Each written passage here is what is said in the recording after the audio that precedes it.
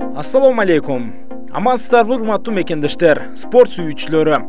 Биздин Алато Спорт YouTube каналыбызда кайрадан кыргыз спортундагы акыркы жаңылыктарды айтууну улантабыз. Алдыда сиздерге Рыскулбек Ибраимовдун АКШдагы пландалып жаткан экинчи беттешүү жөнүндө кененирээк айтып өтөбүз. Мекендешибиздин атаандашы ким? Аны утууга канчалык мүмкүнчүлүгү бар? Алдыда кененирээк ага чейин сиздер биздин каналдан алыстабай туруңуздар. Биз баарыбыз ар түрдөбүз. Кимдир бирөө өз жашоосун музыкасыз элестете албайт. Кимдир бирөө күн сайын жаңы фильм же сериал көрөт. Ал эми кээ бирөө үчүн такси күнүмдүк муктаждык.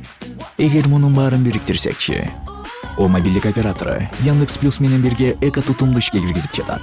Яндекс Музыка, фильмдер жана сериалдар такси сапарларында арзандатуулар. 90 күн толугу менен акысыз. Мой о тиркемесинен же жылдызча 0.94 буйрутмасы менен кошуп ал. Биз менен бирге ар дайым артыкчылыкта бол. АКШнын алдыңкы мушкердик уюмдарынын бири Legacy Fighting Alliance (JLFA) АКШ убактысы менен 4 февралда кезектеги мелдешин өткөрөт. Индиана штатынын Хаммонд шаарында пландап жаткан мелдештин алкагында кыргызстандык эң жеңил салмактагы мыкты мушкерлердин бири Рыскулбек Ибраимов өзүнүн кезектеги беттешине чыгат. Бул тууралуу LFA'дин расмий сайты билдирүү таркатты. Андагы маалыматтарга караганда Рыскулбек түпкү теги Араб Эмираттарынын АКШлык өкүлү Аскар менен октагон ортосуна чыгат. Буга чейин бир апта мурун мекендешибиз LFA менен келишим түзгөндүгү кабарланган болчу. Демек аталган уюмдун алдыңкы мушкерлеринин бири менен беттешке чыгууга келишим алган экен. Эми келиңиздер, спортчуларды тааныштырып өтөлү. Биринчи АКШлык мушкерден баштай турган болсок, Аскар 27 жашта. 2020 жылдан бери LFA'да жалпы 3 беттеш өткөрүп, анда 2 ирет жеңишке жетсе, 1 ирет жеңилген. Ал эми жалпы карьерасында 14 беттешке чыгып, анда 12 жолу жеңүүчү аталган. Titan FC, HFC уюмдарында өз өнөрүн көрсөтүп келген.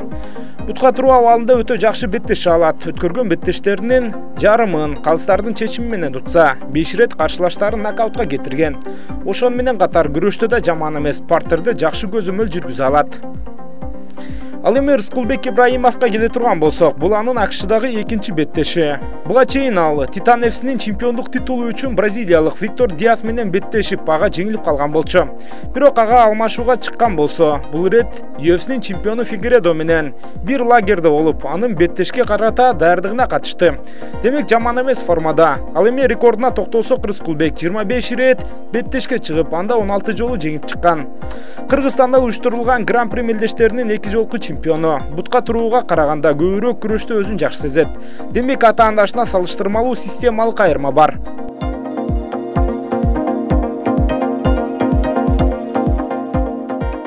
Мына достор, эки мушкерди жакындан тааныштырганга аракет кылып көрдүк. Ал эми жеңишке ким жетет деген суроого келсек, Аскар мекендешибизге өтө олуттуу каршылаш болот.